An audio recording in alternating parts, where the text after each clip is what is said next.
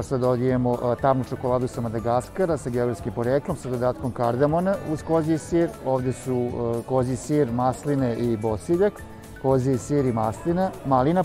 Ovdje su znači u principu sve čokolade sa tamne čokolade sa kozjim sirom. Dole su mlečne, jedna je sa malinom, druga je sa pomoranđom.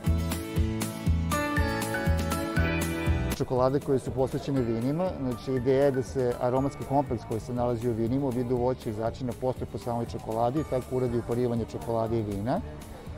Znači tu imamo različite tipove čokolade, na primjer ovo su bele čokolade, sve zavisnosti naravno kakvo je grožđe, odnosno vino koje se dobije od toga grožđa, takve su čokolade. Na primjer ovdje su bele čokolade s obzirom da su u principu bela vina koja nisu toliko intenzivna i jaka.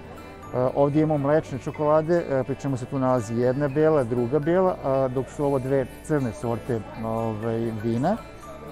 Dok su ovdje tamne čokolade, dve su sa 60%, četiri sa 70%.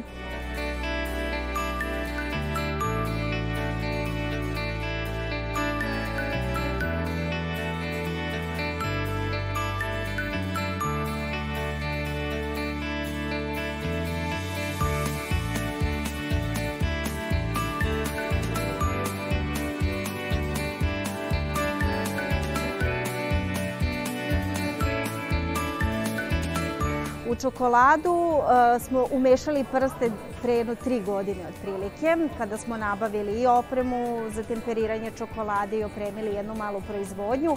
Baza nam je belgijska čokolada i mi sad u nju dodajemo raznorazne začine, jezgrsto voće, kantirano voće i sve ono što se nama učini interesantnim.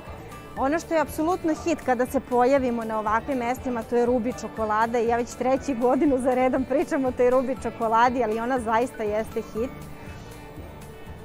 Ove godine smo doneli mašinu odakle ljudi mogu prosto da konzumiraju tečnu rubi čokoladu.